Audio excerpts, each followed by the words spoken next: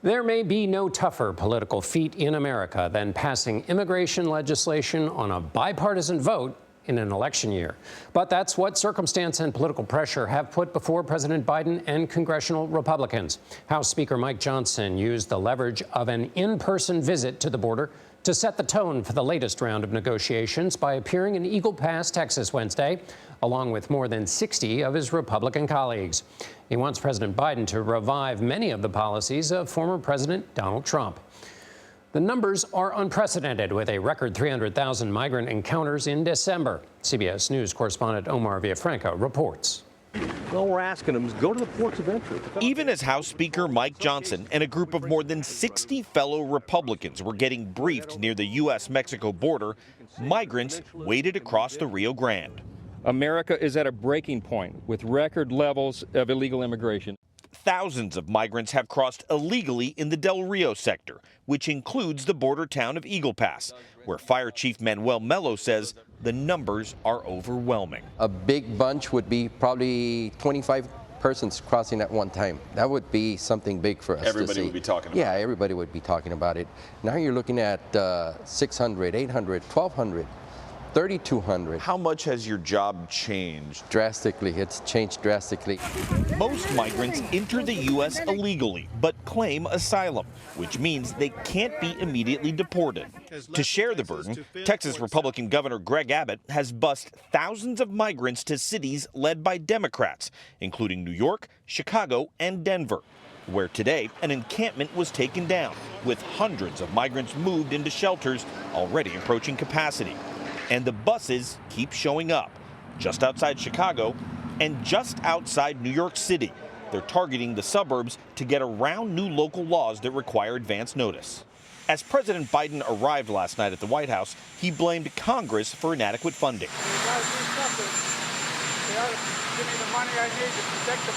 But for now, Chief Mello says a federal problem is crushing small border communities. Hospitals overwhelmed. How do you think you would feel as a citizen having to wait because we've got 3, 4, 5 migrants inside?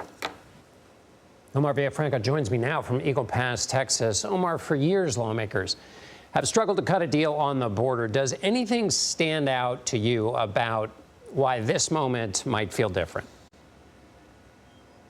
Well, based on the people that I've talked to here, John, they're cautiously optimistic when it comes to this, because over the last decade or two, there have been plenty of what they have even called on both sides of the aisle photo ops. I mean, people come down here, they point at the problem, they get a tour from officials down here, but then they go back 1,700 miles back to Washington, D.C., and nothing gets done. So while people and politicians argue in Washington, they say border communities are still feeling the brunt of this. So are they optimistic?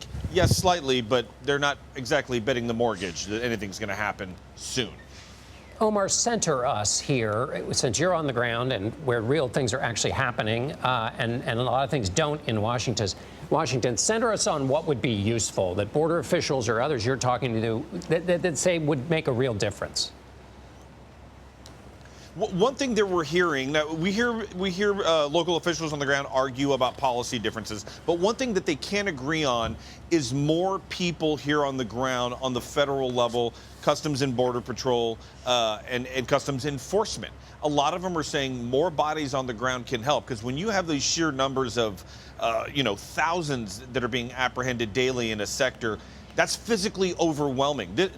This field behind me, when we were here about 2 weeks ago, was filled with thousands of people. They weren't even under the control of federal officials. The state officials were having to help just to corral them before they went into CBP custody. So a lot of them are saying more physical bodies federally helping them on the ground. And the other thing they say, more judges, more people to move their cases through, because coming here and waiting 4 to 6 years for an asylum case to come to fruition, a lot of them are saying it's too long. Omar Villafranca in Eagle Pass, Texas. Thanks, Omar. CBS News Chief Foreign Affairs Correspondent and Face the Nation moderator Margaret Brennan spoke with Speaker Johnson in Texas. He insisted that despite legal, logistical, and diplomatic complexities, executive action by President Biden would make quick progress at the border. On his first day in office, President Biden came in and issued executive orders that began this chaos. Remain in Mexico is one of them. The catch and release program has created part of this problem. You could end catch and release. But you need the logistical and financial support to be able to do that. You need the judges. You need to be able to process people. We talked to federal agents about just that challenge. Yeah, well, and that Congress has the purse strings to give them the money to do that. That's true. I'll quote to you the deputy chief of the U.S. Border Patrol. He said, "It is as if we're trying to administer an open fire hydrant." He said, "I don't need more buckets. I need the flow to be turned off." And the way you do that is with policy changes. We're just asking the White House to apply common sense, and they seem to be completely uninterested in doing so. Speaker of the House Mike Johnson says he does want a deal, but he has not been read in on what the White House is negotiating with the Senate. You heard him mention a return to that Trump-era Remain in Mexico policy, which requires migrants to wait outside the U.S. while their claims are adjudicated. Tonight, a Biden administration official told me that while nothing is off the table, the administration needs Mexico's help and is not going to, quote, stuff things down their throats. As for those asylum hearings, well, there are fewer than 800 immigration judges in this country dealing with 3 million pending cases. The White House funding request would help hire more judges and clear that backlog. John? Margaret Brennan on the border for us. Thank you, Margaret.